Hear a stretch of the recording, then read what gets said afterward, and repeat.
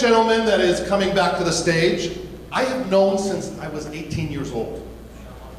Long time, 33 years.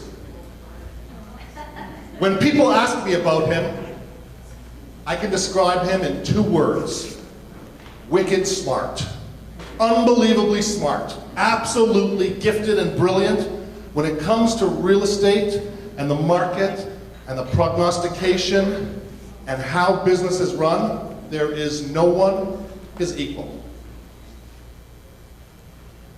You see him every single month.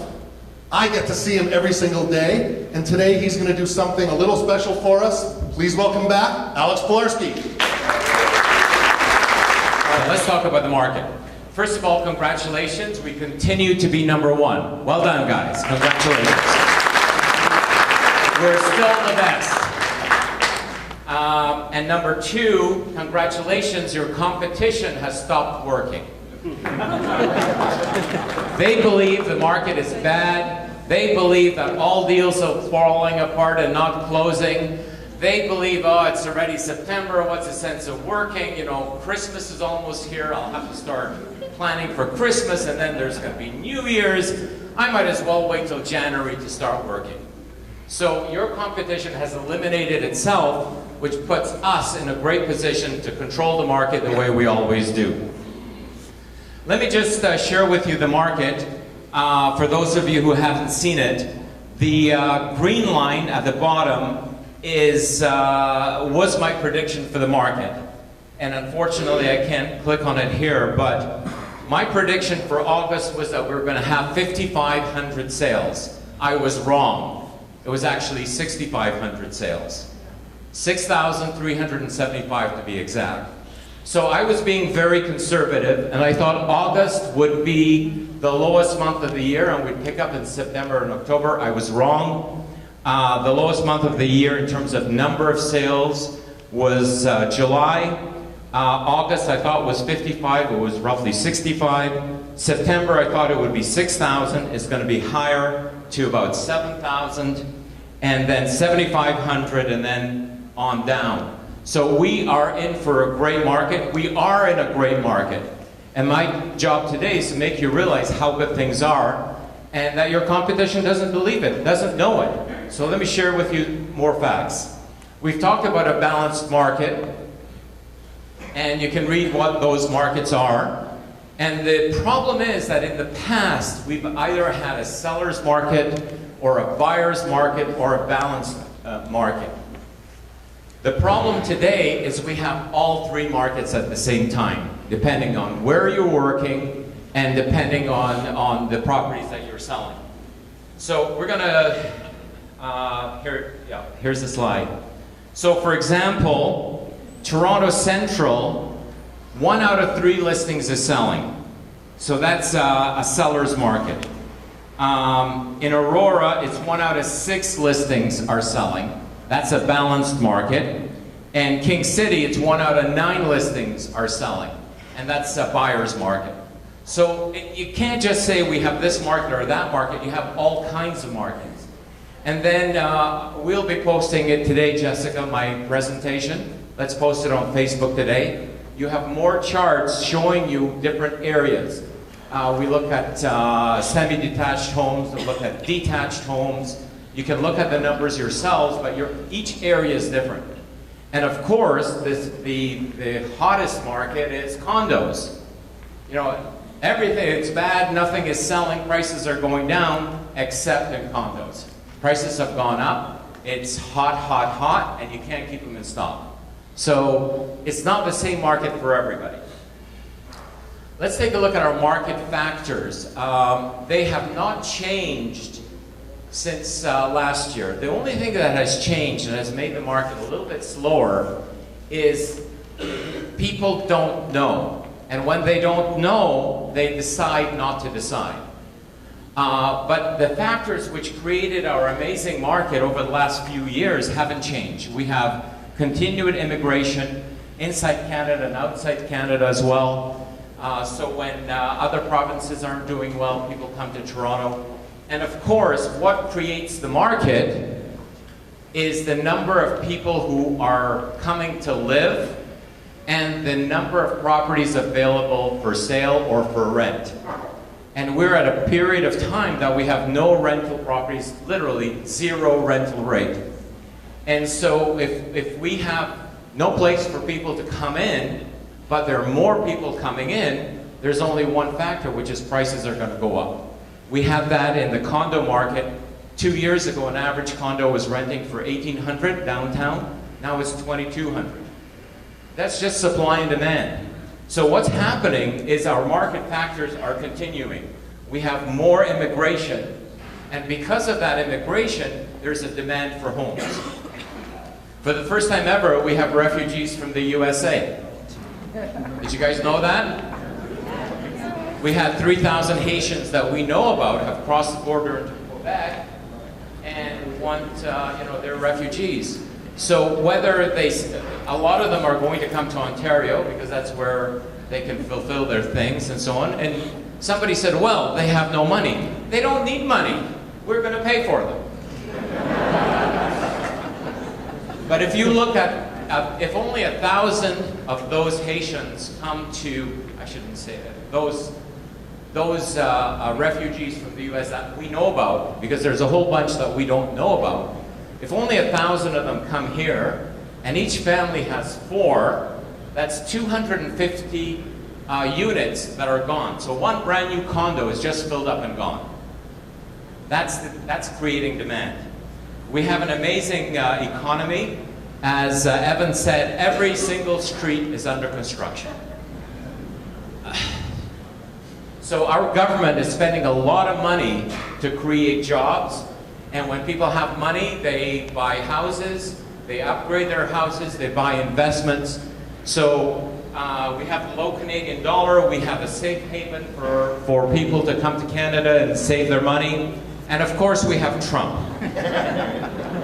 Trump has created jobs for us because a lot of companies that were dealing with US companies as far as the Paris Peace Accord were concerned, don't want to deal with US companies. They're coming in, and we as Canadians and our Canadian companies are getting more jobs. And lastly, students. Because of Trump's policies, a lot of foreign students no longer want to go to the States. They're coming to Canada for their education. Now, just as a matter of fact, last year we had 300,000 foreign students come to Canada. An average student spends $80,000 a year as a foreign student. $40,000 is for the university and $40,000 is for living expenses. So if we, and I don't know if you heard, but our foreign student numbers have gone up between 25 and 50%. So more and more foreign students are coming to Canada. If you are outside of North America and you want to send your child to university here, it's going to cost you $80,000 a year for 4 years. For housing, it's going to be $40,000 for 4 years. It's $160,000. And if you have a second child that's coming in, might as well buy a condo now because the second kid is going to come in. So a lot of our students are buying houses, or their parents are buying condos for them. All of this is creating a huge demand for housing. And that's why the condos have gone through the roof. So what I'm trying to say is that none of the factors have changed other than the psychology of people, because they're afraid. And they ask a real estate agent, what's going to happen? I don't know, I had a deal, it fell apart. I don't know what to do. So if that's their attitude, you're not going to get any business. But the fact is that the market is strong, it's hot. Yeah, there's some areas where it's a buyer's market, it's a challenge. All it means is that if you're working in an area that has 6 listings for 1 sale, you're just going to need more listings if you want more sales. That's all it is. All right, don't get hung up on a listing.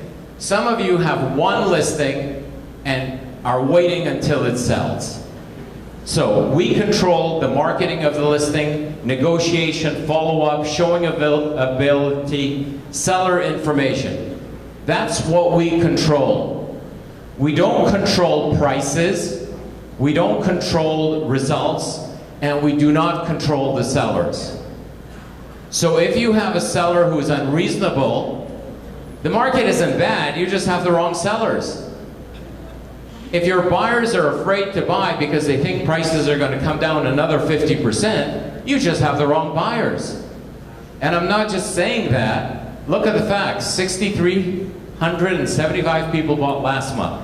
7,500 people will buy this month. If they're not your people, you just got the wrong people. But we've got an amazing market out there. Don't get hung up on a sale that isn't closing. We don't control the sellers. We don't control the buyers. We don't control the lawyers. Guys, I know you're worried. Yes, we've had deals that aren't closing.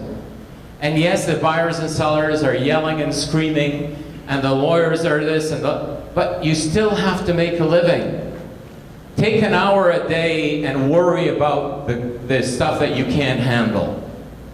Right? Say, okay, you know what, I've got this buyer, I've got the seller.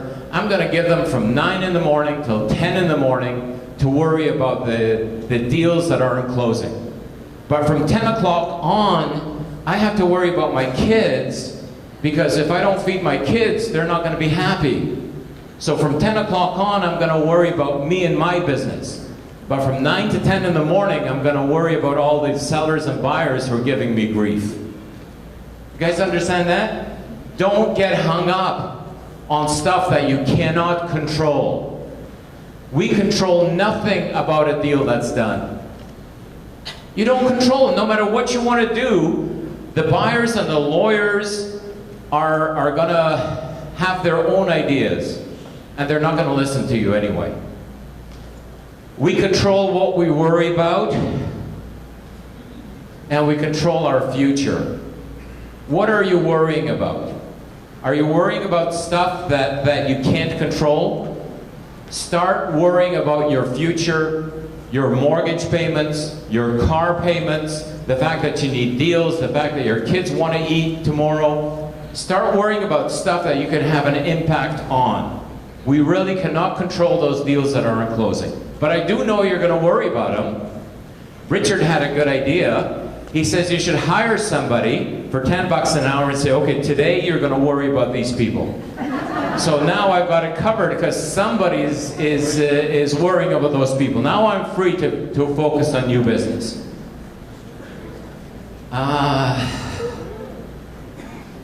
We do today what they wouldn't, so tomorrow we accomplish what they can't. Dwayne Johnson. I think everybody knows him, The Rock. He's making what, 10, 15 million, 20 million dollars a movie? And one of the reasons is he's got a skinny ass body. Women think he's hot. I don't think he's that hot. What do you guys think? I guess I was wrong. But look at him. Look at the weights. Forget the muscle. Ladies, forget about the muscles for a second. Look at the weights. Look at his face. Is he having fun? Yes.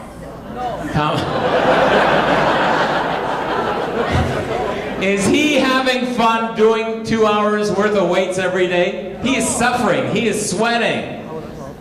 But you know why he does it?